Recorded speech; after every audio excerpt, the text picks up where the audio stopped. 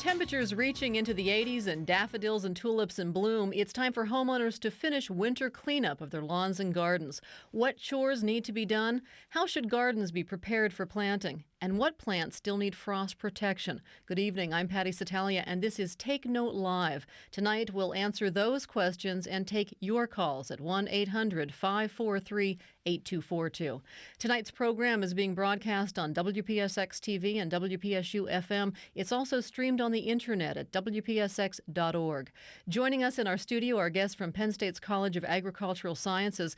Andy McNitt is Assistant Professor of Soil Science and Turfgrass in Penn State's Department of Crop and Soil Science and can answer your questions about lawn care.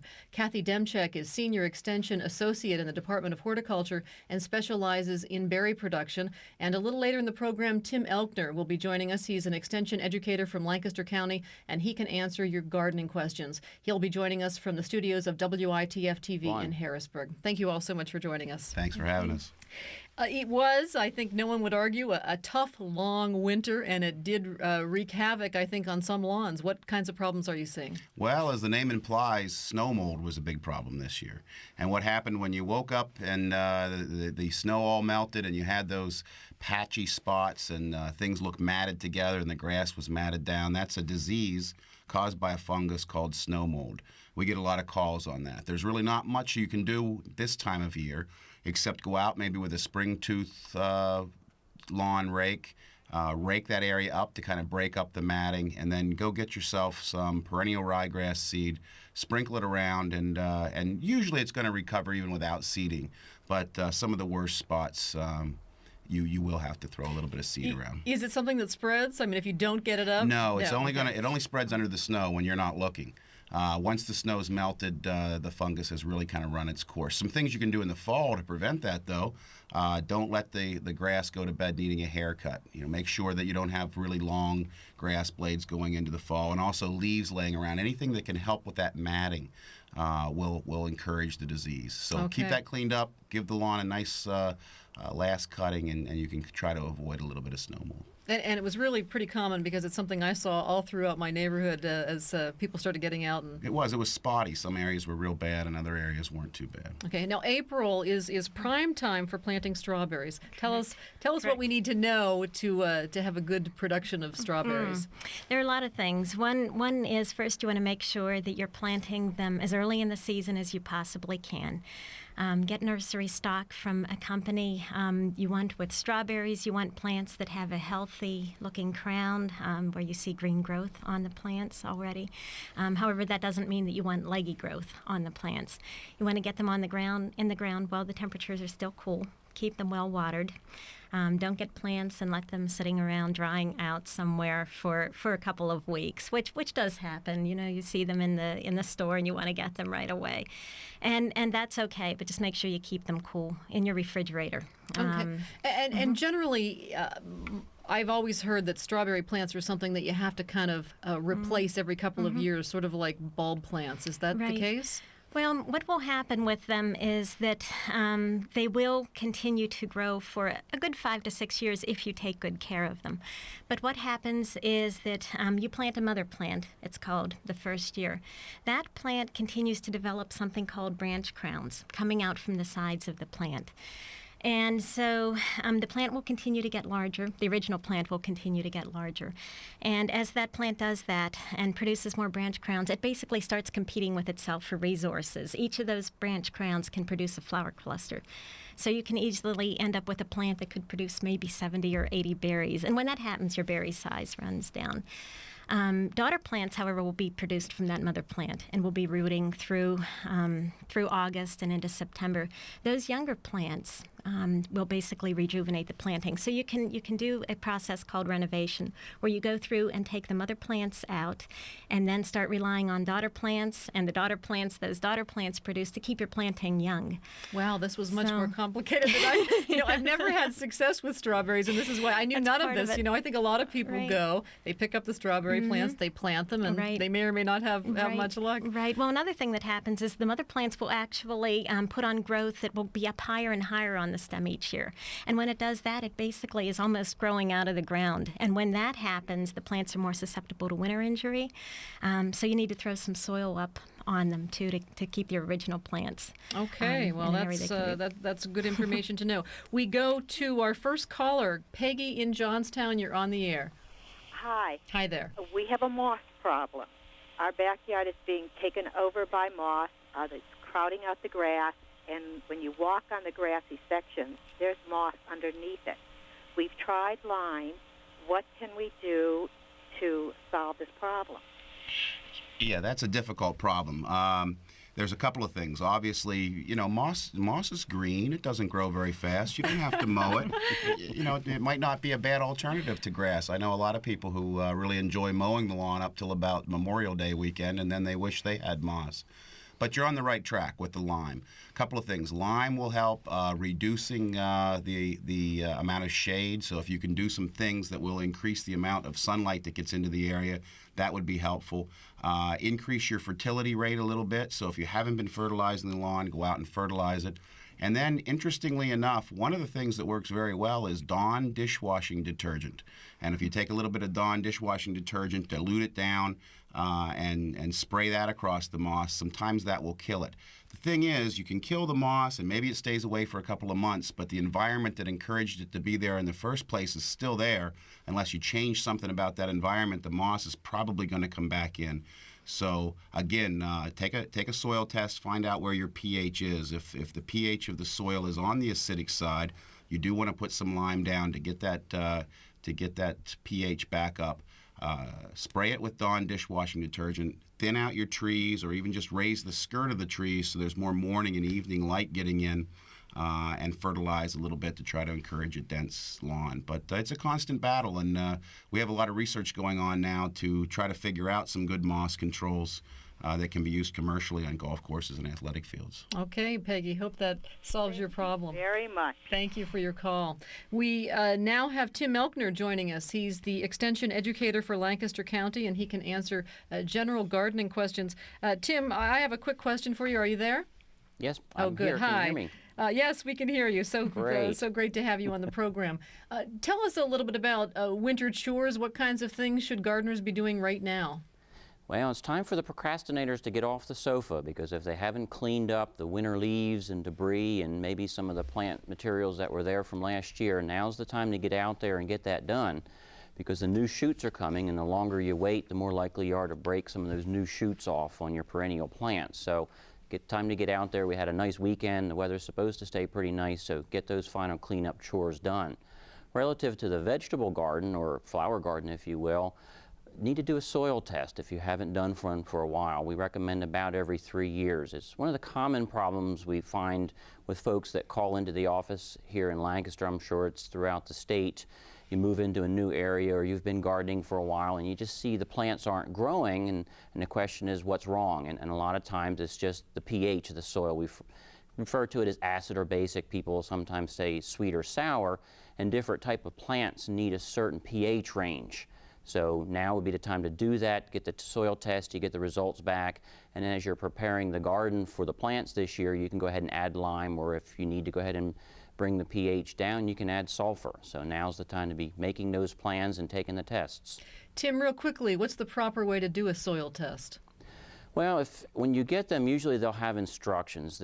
But the key part of a soil test is sampling throughout the area. For instance, if you've got a vegetable garden and it's a 20 by 20 plot, you don't want to walk out in the middle and take one soil sample there, because you don't know what the rest of the soil is. So you want to take 6 or 8 or 10 smaller samples from throughout. Just go every few steps throughout that whole area. And that would apply to a lawn, or if you're strawberry planting, what have you. But you want to sample that whole area. And what I say is get smaller samples and put them into a bucket. Just get the bucket you mop the floor with, mix that up thoroughly, and then pull the sample out that you'll go ahead and send off for analysis from that sample. And then it gives you a more representative sample of what your area has in terms of soil conditions. And how quickly might you get an answer to your question about the pH of your soil? Just a couple of days? It should be a couple days, maybe a week. It kind of depends on the lab. If everyone runs out tonight, then sometimes the labs will get a little bit backed up and it might take 10 days. But at the outside, 2 weeks generally, and you'll have your results back. And a lot of them, I know Penn State's lab results come back and you check off what you're going to do. For instance, if you're going to grow vegetables, when the lab does the analysis, they look at your soil and then make recommendations not only for pH changes, but if you need to add any phosphorus or potassium, any of the other fertilizer elements, they'll go ahead and give you those recommendations as well, so you can bring that soil up to the ideal conditions for whatever you're going to grow. Okay, sounds like a smart thing to do. If you haven't done it, do it. This is Take Note Live on WPSX TV and WPSU FM. Our telephone number is 1-800-543-8242, and we go now to Bob in Hollidaysburg. Go ahead, please, Bob. Good evening. I was wondering if you could possibly just give me a ballpark idea why the same 8 to 10 spots in my lawn become bare over the winter. I mow grass during the mowing season twice a week. I use a mulching mower. I use a name brand weed and feed, and I make sure that the grass is mowed in the fall, after we've had a killing frost. Sounds like he's doing everything right, doesn't it? Well, it could be. When do you only fertilize that one time per year? No, I fertilize in the spring. I try and use a weed preventer, Mm-hmm. and about midsummer I put another shot of fertilizer on. None in the fall. No, I haven't done any late in fall, no. Are these spots, do they look kind of whitish or bleached out and matted together and depressed a little bit, pushed down into the turf? No, it looks like kids were playing baseball and just completely rubbed the grass from the lawn. It's just bare dirt. And it only happens from the time it begins to snow in the fall, and when the snow melts, there it is in the springtime. Yes. Once I reseed it, it takes off and the lawn looks great until the following spring. Do you have a dog that is out there during the winter? No animals. No animals. Couldn't tell you. The chances are it's probably snow mold, but if it's not the high spots or the extremely low spots, is it a low spot where water might gather as the snow melts and then refreezes? No, it's in one of the few spots in my lawn that are pretty much level. Yeah, well, I would have to see that. We can get a lot of winter kill, and that tends to happen in low spots where water will gather and ice will form at some point in time during the winter, and that can kill it out. The other things that will happen is, and it didn't happen this year, but in years where you have exposed soil during very cold and dry winter, you can get winter kill on the high spots. But you're telling me it's neither the high spot nor the low spot. You don't put it to bed with the Needing a grass haircut. being long, right? And you're still seeing these spots. What I'd suggest that you do is, as soon as you see that spot, go to the edge of it and take about a 3-inch by 3-inch sample and send it into our plant disease clinic, which is in Buckout Lab, and they can have a look at that and see if they can diagnose what's going on for you. But again, sometimes it's difficult to do an autopsy on grass. Once it's been dead for a while, it's hard to tell. But usually, wintertime, you're going to have either dog spot from the salt that kills it out, winter kill, or snow mold. Okay. Yeah, I've actually even mowed 3 times this year already. Wow. It's a lot of nitrogen. You might want to look at a disease called melting out as well. And I think you did say you hold off on that first fertilizer application until May sometime. Is that right? Usually around the first week in May. Yeah, that's a good time. And you don't put any on in the fall late. No. Yeah, you're doing things pretty much right to avoid that problem. But again, I'd suggest you send that sample in. We can have a look at it and see what we can tell. Okay. All right, thanks for your call. I understand the phone calls are backing up, so please be patient. We'll go now to Sheila in Blandburg. Go ahead, please, Sheila. Hi, I have blueberry plants that's over 30 years old, and they're still good producers, but they don't seem to be as healthy as they used to be. I was wondering if there's something safe that I could spray them with to keep disease and insects down. Okay. Well, first of all, we'd want to figure out why your plants are not doing so well. Can you tell me a little bit about what your pruning system's like? We prune them very early in the spring. Okay. And when you prune them, which canes do you normally remove? My husband removes about 2 feet off the top. Okay. I think what might be going on first before we'd start spraying them with anything, we'd want to make sure that we knew what the cause was of why they may not be producing quite as well. Normally with blueberries, they will send up new canes each year. And what will happen with them is that they'll reach a peak of productivity when they're in that 3-year-old to 6-year-old range. From the time that they hit hit about 8 years old on, they will not produce very many flower buds on them or that many leaf buds relative to the other canes. So what will happen is they'll start to look like they're beginning to decline. You'll see a lot more dead tips in those branches. You won't see very many fruiting buds. And so what you want to do first when you start out pruning is take all of the oldest canes out of there. You'd like to see 3 to 5 canes that are each of ages 1 through about year 7 or 8. After that, we don't really want to see any canes in there that are older than 8 years old. So the first thing I would do would be go through and take all of your oldest canes out, and then let those new canes, which are going to be more vigorous, fill in a little bit. That will probably in the first year cause some more new canes to come up, and you may find that your planting's looking a lot better in the next couple of years. And do that over the next couple of years. Well, actually continue to do that through the life of the planting, but give them a little heavier pruning these first couple of years. And I think you'll probably find that they're looking a lot better at that point. If at that point they're still, you still feel that they're not looking as good as they should, then at that point it's time for a call either to the county office or even up here to main campus, and we can help figure out what's going on with your plants at that point. Are you seeing much in the way of dead tips at this point? Some spotting on the leaves, and sometimes little brown spots on the berries themselves. Okay, alrighty. Those could be caused by a number of different things. The dead tips can be caused by some winter kill over the course of the winter. Also, there are some diseases that can do that. The brown spots on the berries could be due either to there are some diseases, but it's not too likely it's going to be one of those. It's more likely that it may be some type of insect injury that you're seeing. And if you are continuing to see that, break open the berries, see if you can see whether there's an insect in the berries to help narrow it down to whether we're dealing with a disease. If it's a disease, you're more likely to see perhaps some decomposition of the fruit tissue. Or if it's an insect problem, you may actually find an insect in there, and that will help narrow down what your problems are likely to be. There are some general purpose orchard-type sprays that you can use. Just check and make sure that there will be a mixture of fungicide and insecticide. But again, I'd like to see that we really figure out what the problem is before you just go out and start spraying. Okay, thank you. All You're right. welcome. Thank you for your call. We go to Webster in Osceola. Webster, you're on the air. Yes, I wanted to talk about my grapevine. Last year it was doing real good, and then the leaves started turning brown, and the grapes, they got about half grown, turned brown too. And I want to know about pruning the grapevine. Okay. Last year was a really tough year for a number of diseases. As you may remember, it started raining in the spring, and we got a few spells there where it stopped raining. What you're most likely seeing, or at least one of the most common diseases we were seeing that would affect both the leaves and the fruit, was something called black rot that will basically cause the fruit to shrivel up. Were you seeing the fruit basically turn into something that looked like raisins? Right. Yeah, that was most likely black rot that you had. That will also cause fairly large spots on the leaves as well.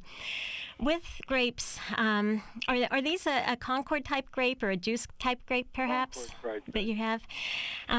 They really take a lot of pruning. The fruit is going to be produced on the wood that is 1 year old, meaning the wood that was produced last year. So if you look at that wood, usually it'll have a bit of a reddish color to it, and it will look a little bit younger. The bark won't be peeling off of it yet like it will be on some of the older wood. And what you want to do is really prune off probably, if these are healthy plants, as much as 90% of the 1 year old wood that's out there. And what that means is you want to end up leaving 4 to 6 fruiting buds per linear foot of cordon. If you have these, for example, trained to a trellis, and they occupy maybe six feet of space, you would want to be leaving between 24 and 36 fruiting buds on that particular plant, which isn't very much, but each bud that is going to break out this year is capable of producing a fruit cluster, and that's a lot of fruit for them to ripen. Now, this blight, is there any way of stopping that from this year? Yeah, there are some materials you can use, some fungicides. Unfortunately, most of the ones that are labeled for homeowner use are not especially effective against black rot. So the best thing that you can do is first of all, anything that's going to help dry out the foliage, and this actually goes for all diseases in the small fruit area, not just for grapes. Anything you can do that will help increase air circulation. Things like keeping the area around the planting weeded. Definitely doing a good job of pruning your grapes back really hard, taking all of the prunings that you've removed from the plant out of that area. Is a good idea. Anything you can do to increase the amount of sunlight getting to the plant is good, because that will help the bark to actually dry out, and that is where not dry out in a bad way, but dry out in a good way. And that what will happen is that the diseases that are overwintering on the bark of the plant will need moisture to survive. And if they're dry, you're less likely to have disease problems. Do you prune them grapevine now? You would want to be pretty much done with pruning grapevines now. You can still prune them now. Over in Osceola, you might find you might be a little bit cooler than we are here, but you're probably going to see some bleeding whenever you prune the grapevine. And don't worry about that at this point. It's more important to go ahead and get the pruning done. Okay, thank you. Okay, No, you're thanks. welcome. Thank you for your call. This is Take Note Live on WPSX TV and WPSU FM. Our guests tonight are Andy McNidd. He's an assistant professor of soil science and turf grass. Kathy Demchek is a senior extension agent in the Department of Horticulture. She specializes in berry production. And joining us from WITF TV in Harrisburg is Tim Elkner, who is an extension educator for Lancaster County. Our telephone number is 1-800-543-8242. And we've got Bill from Punxsutawney on the line. Go ahead, please, Bill. Yes, I've been having trouble with my rhododendron the last several years. It's rather huge, and I've been here 38 years, and it was pretty good size when I moved, so I would imagine it's close to 50 years old maybe. And I noticed sort of the yellowing to it, and it just doesn't have that nice, healthy look that it's supposed to have. But maybe it's partially due because it sits on a corner of my house facing north, and my porch extends out, so it doesn't get any really direct light. There's a big maple tree in a neighbor's yard that fuses a light. Then when it gets to the south, it's pretty shaded. Maybe a couple top leaves might get it. Then it's hidden for the south and a little bit of the west. Okay. And I read about ironite. So first time I put some of that down last year in a little 5-10 fertilizer, and maybe I've neglected it too long and have to bring it back. But I'd love your opinion. Tim, can you help our caller? Sure. It sounds like that maybe the conditions have changed. Did you just put that porch on and block some of the light out, or was that there when you moved in? Always been there, and the rhododendron basically is pretty much the same size that it was when I moved. Maybe slightly bigger, but it's stabilized in growth, and maybe it's old age. Well, if you think about rhododendrons, they're normally what we call an understory plant, so they don't mind the shade. Now, maybe the maple tree. Maples are a very dense shade, so if your neighbor's tree is getting larger, that might be causing a little bit of the problem. Again, they like it shady, but there is a limit to how dark it can get. So I don't know, depending on your neighbor, as Andy had talked about, opening up to let some light in for the lawn, it might help your rhododendron if there's some way maybe you can trim some of the branches back or do something to get maybe a little more light in there. Not that you need full sun on the rhododendron. The other thing was the last couple of years have been hard on rhododendrons. The drought we had 2 summers back was particularly difficult because rhododendrons are a shallow-rooted plant. And it sounds like, you say it seems to just be gradually changing, and we've had a couple of dry summers which are going to be hard on rhododendrons.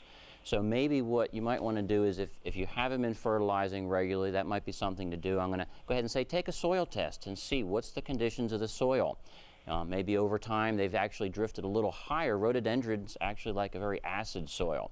And if the pH gets a little high, it'll be more difficult. You had mentioned ironite, and one of the problems is as the pH gets higher, or more sweet if you will, rhododendrons have a problem getting the iron out of the soil, and so maybe your pH has drifted a little bit. So that might be the first thing to go ahead and do. Maybe start with those 2 factors and see if that doesn't help straighten things out, because it sounds like it's just maybe something's changed a little bit, and if we can figure out what that is and bring it back into balance again, hopefully your rhododendron will be around for many more years. Should I continue to add a little ironite and a little 5-10 fertilizer to it periodically?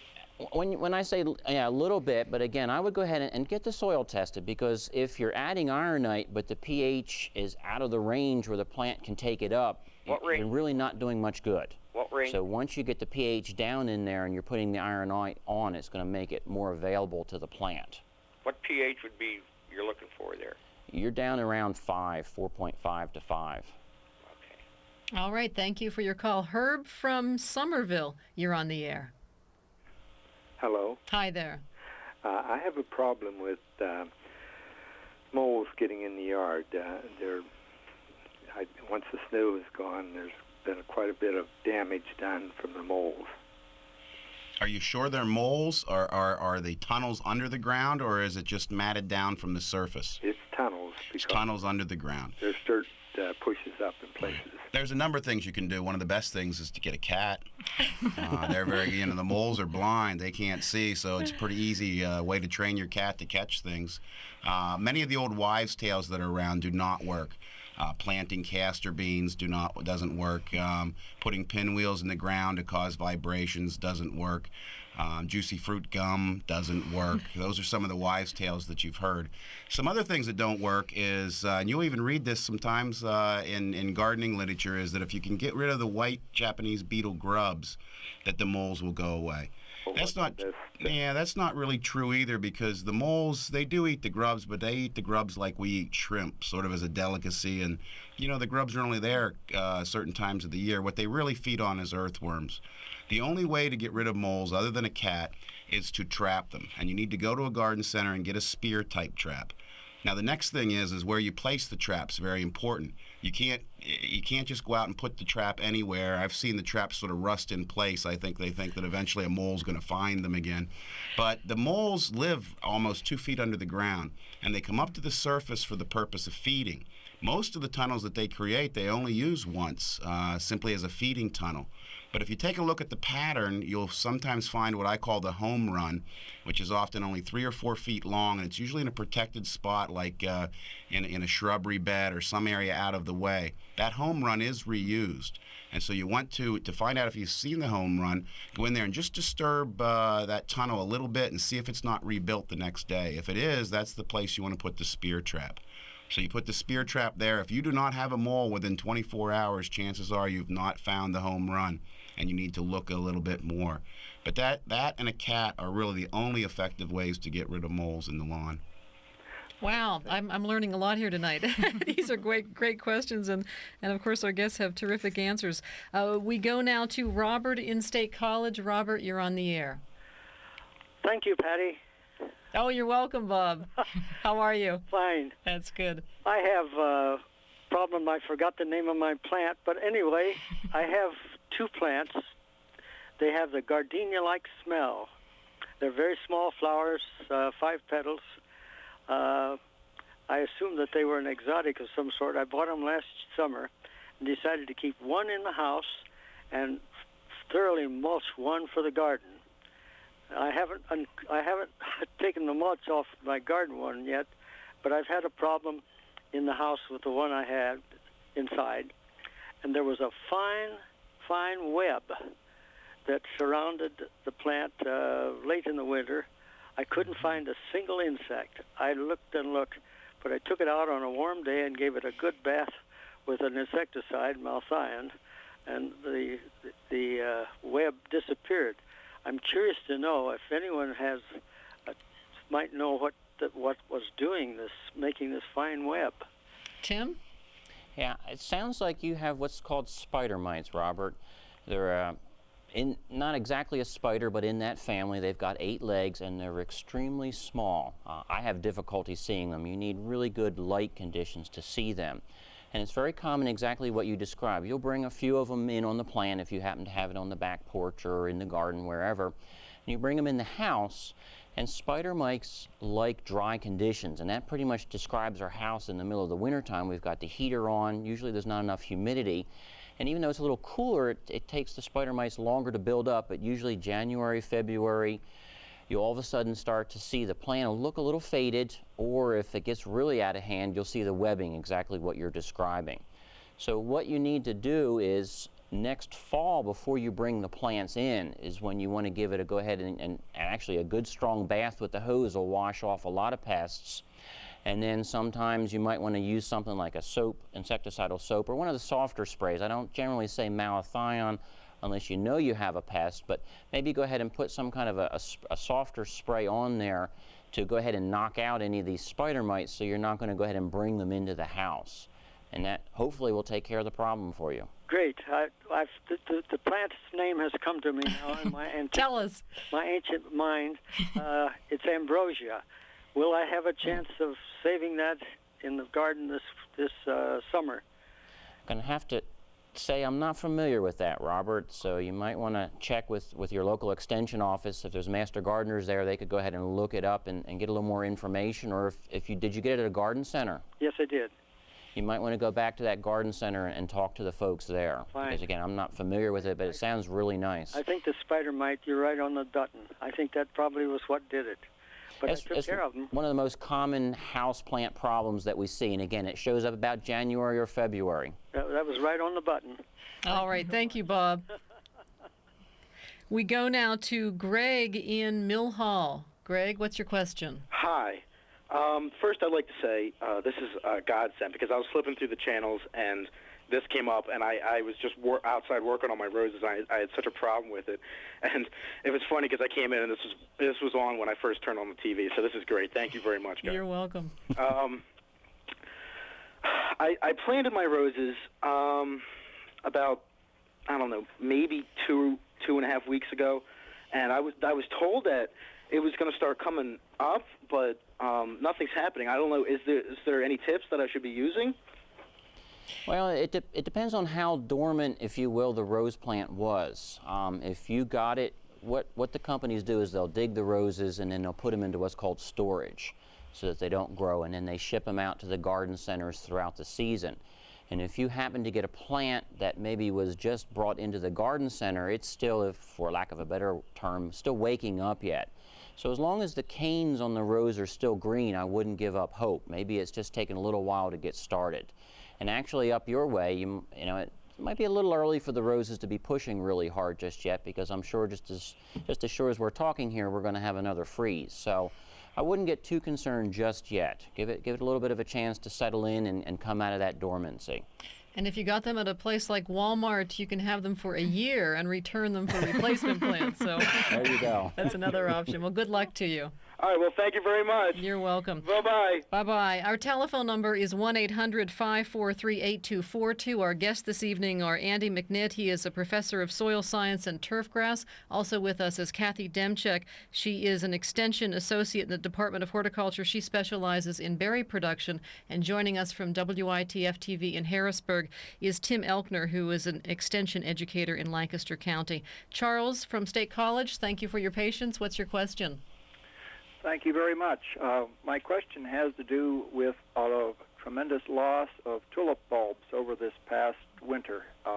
One of the gentlemen had spoke to the question of dealing with moles. I suspect my problem has to deal with voles.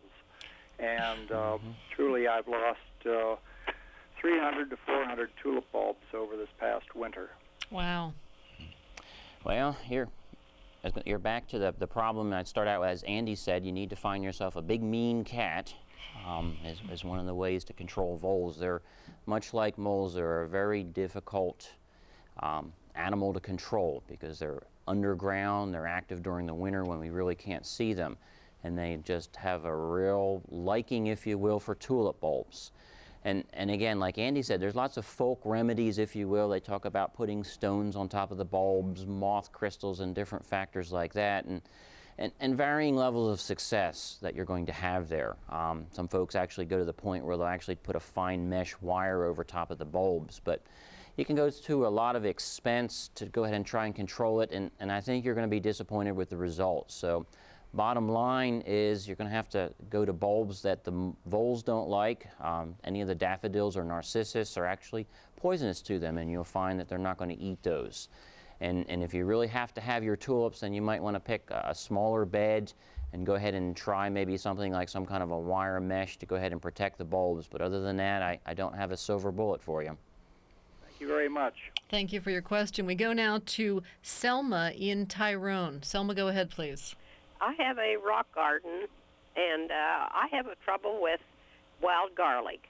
And the bulbs get down underneath the rock, and you can't get them out. I'd like to know how I could get rid of this. I have that same problem. Tim, is that something you can help us out with? Well, you folks are picking all the difficult problems for us this evening. Wild garlic, the most effective way I've had to control it in a situation like you're talking about is digging it out. And unfortunately, in a situation where you have rocks where they're going in underneath there, it's going to be very difficult to dig it out. So what you'll probably need to do is go to the garden center and get one of the herbicides that are labeled for control of the wild garlic. They're not that common. You might want to talk to somebody there. But since that herbicide can damage a lot of your rock garden plants, what you'll want to do is mix up the solution at the recommended strength and then get a paintbrush and actually paint the leaves of the garlic, or the stems, if you will. And that way you're applying it directly to the garlic and not going to get it on any of your rock garden plants. And then the other thing you're going to need to do then is be a little bit patient, because garlic, and Andy, I'm sure you'll echo this, in a lawn situation is difficult to control, and it takes herbicides a while to work. So just go ahead and follow the directions on the herbicide and paint it on there, and maybe if you need to do a second application, and be persistent is the other thing I'm going to tell you you'll need to do here. Anything to add, Andy? Well, yeah, usually wild garlic is controlled. I think everything Tim said was right on. A little piece of a sponge or a paintbrush is great. The nice thing is that they're coming up, earlier than everything else usually. Mm-hmm. So sometimes everything else is a little bit dormant. But usually even dandelion control, like Weed Be Gone by Ortho, is a product that any product that has 2,4-D in it will have some control against wild garlic. But as Tim said, it is pernicious and kind of stubborn, and you may need a second application. All right. Thank you, Selma. We go now to Mary Ann in DuBois. Go ahead, please. Yes, I have purchased a wisteria plant or bush, and at the time I purchased it, it was 2 years old, and I was told that it probably wouldn't pod for about 5 years. And unfortunately, they didn't tell me that it needed phosphorus. And I heard this over a garden show. So I got phosphorus, and the number was 45. And I'd like to know, how frequently are you supposed to apply this phosphorus? Jim? Well, one of the things I'll mention about wisteria is they can be kind of picky, and sometimes they're stubborn to decide to come into flower. I don't know if you're pruning it. One of the common mistakes that folks make is, again, it blooms on 1-year-old wood, and people will go in there sometimes and prune them really hard and cut out all the flower buds. So hopefully you haven't been doing that. The other thing is, if it's not getting enough light, they can sometimes they'll just grow and not flower. Now, relative to the phosphorus, phosphorus isn't like nitrogen. If you put nitrogen down and we get a heavy rain, a lot of it can be leached out of the soil. So the phosphorus actually can bind to the soil and be there. So you generally only need to put down phosphorus one time in a season, usually in the spring. But again, I'm going to go ahead and recommend that soil test and check and see what the level of phosphorus in your soil is. If you've got a higher level of phosphorus, then adding additional phosphorus might not solve your problem. And like Kathy mentioned earlier with the blueberries, you want to look at all the different factors that might be affecting your wisteria bush before you just blame phosphorus for that. Because I've had folks come in the office and it's 7 and 8 years before their wisteria finally decides to settle down and bloom. So a little patience might help here too. Thank you. Thanks for your call. We talked earlier about lawn damage as a result of snow. Tell us, Kathy, about what damage we might see on strawberry plants as a result of frost. Oddly enough, with strawberry plants, you can, first, there are two different things. There is the winter situation we were talking about. That, with the snow cover we had this year, was actually good for them. With frost in the spring, what you most often see damage to is the blossoms. And what will happen there is that the center of the flower buds as they open up will be black. They should be yellow. You should be able to see sort of a fuzzy look to the center of the blossom, which is actually the stigmas that will be pollinated. And so that's the main thing in terms of frost damage on strawberries. Now, is there anything? Can you pinch Do that anything? off and you can pinch help it that off. plant It out? won't really help a whole lot because that blossom isn't going to develop anyway. It depends on how much damage you have. If you only have maybe 10% or so of the blossoms damaged, the other fruit are likely to compensate in size, so you may not see a yield reduction. There are things you can do, though, to help avoiding frost damage. First is that you have to recognize that critical temperatures for frost damage in blossoms vary depending on the age the blossoms are at. They're most sensitive to frost when they are fully opened, and at that point they can't take temperatures below about 30 degrees. What you can do is throw something like a blanket over your planting. Do that during the evening. Also, in a lot of garden centers and through nursery catalogs, you can get row covers, which are a very lightweight polyester type material that will allow light transmission. If you're expecting a frost on a certain night, you can throw those over the planting in the middle of the afternoon. That will allow enough light through so that heat builds up underneath, and that can often get you through a lot of frost events. You're experimenting right now with plasticulture in strawberries. Correct. Tell us about Correct. that. Oh, this is a slightly different production system from what we normally use in Pennsylvania. Normally we use something called matted row production. And that is the system. When we were talking earlier, I was referring to the mother plants and daughter plants rooting. That would be matted row production. In the plasticulture system, you are growing the plants on a raised bed. You will have a trickle tape running underneath the plastic, and then the bed will be covered with plastic. And in this particular system, you were relying on purely the mother plant for production of the fruit. So the runners don't do you any good. That system was developed for use originally in California. It's since been adopted in the southeastern part of the country and is being adopted moving northward. And right now we're about on the northern front of areas where that system can be used. And when we're using it here, we need to depend on more things like row covers for winter protection and for a little additional growth during the fall. But it's a nice system. Anybody who's growing strawberries knows that weeds are just always a problem in strawberries and with the plastic. And one last quick question before we take our next call. Sure. How many plants to provide enough strawberries for, say, a family of 4? Okay. Well, normally you can expect that you should be getting around at least a pound of fruit off of the original mother plant, and then plus daughter plants in the first year. Depends on how many berries, I guess, your family can eat, But typically about. But when you're first planting, what would you recommend someone buy? Probably about 25 plants. They come in bundles of 25 plants. That would give you enough for about 50 feet of row, which is usually about as much as most people want to pick in a given June. All right, thanks so much. We go now to Madge in State College. Go ahead, please. Hello. I have a problem with a Lee's dark purple rhododendron. Last year it started the plant's been in there since '89 and no problem, but last year the leaves were getting brown along the edges, and I did take some over to plant pathology on campus, and they couldn't really decide what it was, but it didn't seem to be bugs, but they just suggested taking the brown leaves off. And I did do that some last year, but this year, practically every leaf on the bush, and it's very big, has this browning. And the other rhododendron, which are not leaves, don't have any browning at all. Do you have an answer for her, Kathy? Well, I don't know if I have an answer, but I do have a question. Which is this rhododendron very close to a sidewalk or anywhere that any salt would have been used over the winter? No, it's in a boxed bed, very high up away from the driveway, and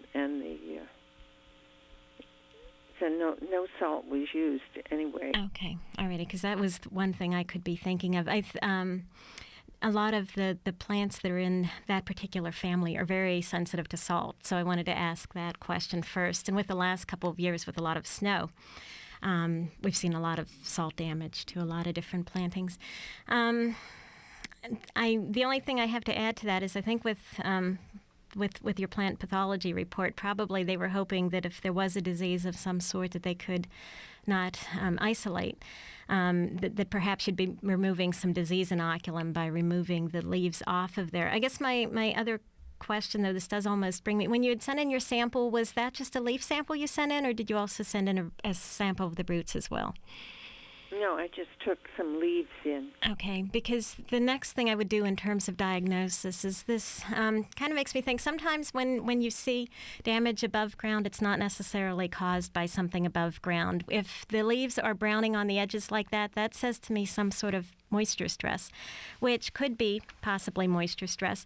It also could be some sort of damage to the roots, which would be causing the plant to not be able to take water up. And very often, you see a plant that isn't doing well, and all you can see is the above ground symptoms, but the problem is actually below ground. So I'd probably try that again as well.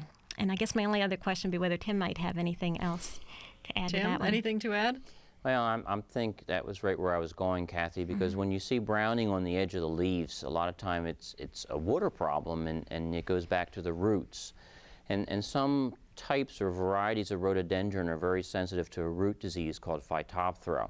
And again, Kathy had mentioned how wet it was last year, and depending on where your rhododendron's at, if that soil maybe stayed a little wet, it might have allowed that disease to get started in there. And even, it sounds odd, but the drought year before, the plant would be stressed, and then it rains in the fall, and the Phytophthora could start in there. So I would agree with Kathy. I think one of the things I would try and do is if you can get some of the roots from that plant, and you don't need a lot, but up close to the crown area or the stem of the plant, and let the folks over in the pathology lab take a look at that and see, because that's what it sounds like to me. The other thing is, again, along those same lines, we had a very cold winter with a lot of wind, and it goes back to a drying action. The wind actually dries out the leaves of evergreens like rhododendrons. And in this particular case, with this rhododendron, this one that's having problems, maybe be on a windier, spottier property, maybe where the wind would catch it first? Well, certainly we haven't had a deficiency of water in the last couple of years. Right, right. As I say, there's rhododendron right next to this plant that don't show any signs of... And that's what makes me lean toward, as Kathy was saying, a root problem, because you had mentioned we didn't have a shortage of water, and that root disease I mentioned, Phytophthora, is especially troublesome when the soil is waterlogged or we have a lot of wet soil. And if you go from a drought year when the plant was stressed to a wet year, the plant's defenses are down a little bit, and that might have allowed the Phytophthora to get in there. And it's just, the first year you saw some damage when it was maybe working on part of the roots, and I'm a little discouraged that you see a little more damage this year. But I would see if you can get some roots into the pathology lab, and that should answer that question. All right, thanks so much for your call. This is Take Note Live on WPSX TV and WPSU FM. Our telephone number is 1-800-543-8242, and we go now to Bill in Bradford. Go ahead, please, Bill. Hi, Patty. How you doing? Hi, fine, thanks. Hey, I've got a question about Bing cherries. I've got a pair of them, and they're 12, 15 feet high. They've produced buds and flowers and a tiny little bit of fruit from time to time, but nothing really worth much talking about. And I understand that dormant oil is important in this, but I've never done it. Kathy? Well, I once again have a few more questions before we try to answer anything. First of all, cherries is not really my area. So, Tim, if you want to jump in here, feel free. But I want to find out from you, are your plants blooming? Yeah. They are blooming. So you're seeing a good number of blossoms on them, but you're just not seeing the fruit there? Yeah, there's some fruit, and you get fruit here and there, but it rarely makes it to maturity, and there really isn't much of it. Okay. Are there any other varieties of cherry, or is it just 2 Bing cherry trees? I'm out in the middle of the woods. These things are in a clearing. There are wild cherries around here. Okay. I think what you have is a pollination problem, Bill, because Bing cherries are not self-pollinating. You need a different variety of cherry to get the pollen to form the fruit. You'll see a few fruit on there, but you need a 3rd cherry tree. is what I think will solve your problem. Well, that's easy enough. Yeah. Going from the question, if they're blooming and you're not seeing fruit, then you know there's something going wrong in between the time that they bloom and the time that the fruit is produced, and that's kind of sounds like a real good solution to that And one. build your space in that area to add a third tree? Oh, yeah, I suppose. These wild cherries, I guess, don't do the trick, huh? No, they're not really as effective in pollinating. The other thing you want to do, Bill, is when you go to the garden center, you don't want to just buy a third cherry tree. You want to talk with the folks there, or if you order from a catalog, because cherries, not one variety of cherry doesn't pollinate all the others. So you want to make sure that you get a variety that's compatible with the Bing tree, so that you don't still have a third cherry tree and still no cherries.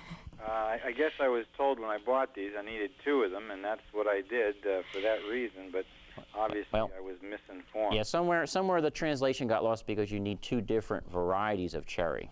Okay. Well, I will take care of that. All right. Thanks so much for Great. your call. We go to Lois and Julian. Hello. I would like to know how I can get rid of a sweet pea vine that I planted and has taken over my flower bed.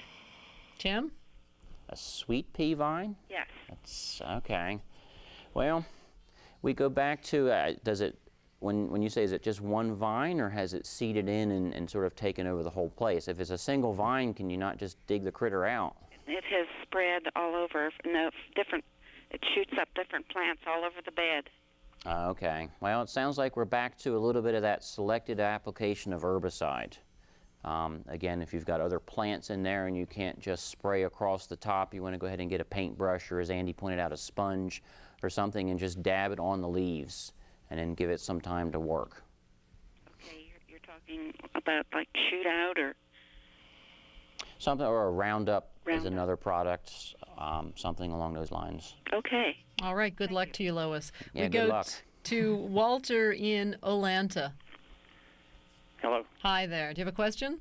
Yeah, I have some peach trees, and the last couple of years, right before those peaches would get ripe, they start to rot, and it's just almost a race. Can I get them before they totally rot or not? Then that's most of the time the rot won out. Is there a sort of a plum pox virus that's affecting peaches? Well, there is probably brown rot is what I'm thinking. Under the right conditions, I'd seen some information where they're saying actually a peach could be completely destroyed within a few hours if the conditions were correct for that. Tim, do you want to take this one, or you want me to handle that one? You're on the right track, Kathy. All righty. With that one, there again are some of the general purpose mixes that you can use out there as far as fungicides. The problem with brown rot is that it can infect a lot of different parts of the plant at different times during the year, the fruit being the most obvious one. And also there's a lot of time that infection can take place. So that's something where if you're using a material like that, you do need to be applying it fairly frequently. Definitely I'd follow the directions on the label. I'm guessing probably an application every 10 to 14 days would probably be in order. And that hopefully should take care of it. Yes, Tim? Had you been spraying the trees with just any tried sprays? it this year. I put some dormant oil on it. Okay, see, dormant oil wouldn't do anything against the brown rot. There's 2 really key times for brown rot, and one of them surprises most folks is actually during bloom, because the brown rot organism will infect the flower and the developing fruit and then essentially stay latent is a word. And then as the fruit starts to soften in the ripening process, exactly what you mentioned, you're starting to plan on you're having your peach cobbler and peach pie, all of a sudden your fruit turns brown with this fuzzy coating on there. So the second key time is at ripening. So you actually need to make sure that you've got some of those fungicide sprays Kathy was talking about, starting at bloom time and then again closer to harvest. All right. Thank you so much for your phone call. We have just a couple of minutes remaining, and I wanted to do a quick round robin here with your final tips, beginning with you, Andy. If people want the best yard they can possibly have this year, what are some really important tips for maintaining a good, green, healthy lawn? Well, one of the biggest things is to mow correctly. That's the thing we do most often, or should be doing most often. So go out, sharpen your mower blades. If you're mowing once every 10 days, reduce that to once every 7 days, or even more frequently. People always say, gee, how do they keep those golf course fairways looking so nice? They must dump a lot of chemicals on there. Actually, they don't. There's quite a bit of chemicals that go on the greens, but the fairways, they just mow every other day with a high-quality mower. So sharpen that mower blade, go out and mow more frequently, and then use the right amount of fertilizer at the right times. But if you're not ready to mow, don't fertilize, because we know it makes it grow real fast. Okay, and real quickly, fertilize. Is now an okay time to be fertilizing? Yeah, actually, 1st of May is a pretty good time, and then really fall is a great time to fertilize. In terms of root strength? It makes the turf strong, and it'll make it even green up faster in the spring. Okay. For you, Kathy, in terms of berry production, some final tips. Well, definitely an important thing. You know, every year seems to be different. We either have too much rain or too little. But if we have another year where we don't have enough rain, like a couple years ago, keep your planting water is probably the single most important thing you can do. Okay. And Tim, any final tips that you might have? Stay ahead of the weeds is the one common problem that I find. You can actually start earlier in the year. Once the soil warms up, put some kind of a mulch down, whether it's on your flower bed or in your vegetable garden, because we all know come July the weeds are there, and then we all get discouraged trying to pull them out. So the most common problem I see is folks just not realizing how quickly the weeds take over. So start the battle early this year. And of course, take advantage of your county extension office. Tell us real quickly, if you would, what people can expect to get, what kinds of services from their county extension office. Well, in terms of home gardens, most of the county offices now have volunteers, trained volunteers known as master gardeners, and they can answer all the questions we were taking here tonight, whether it be small fruits, tree fruits, lawns, home gardens. You can also get information on preserving food. If they're into having animals, there's information on animal production and lots of different things. Just, I think you're going to mention the website, and they can get an idea about information that Penn State has. Okay, the website for the College of Agricultural Sciences is www.cas.psu.edu, and it is chock full of all kinds of horticultural information that is free for the asking. I'd like to thank all of our guests this evening for being with us. Andy McNitt is an assistant professor of soil science and turfgrass in the Department of Agronomy. He's our lawn care expert. Kathy Demchek is a senior extension associate in the Department of Horticulture, and she specializes in berry production. Tim Elkner, thank you so much. Tim is the extension educator for Lancaster County. For all of us here at Penn State Public Broadcasting, thanks for tuning in. Good night.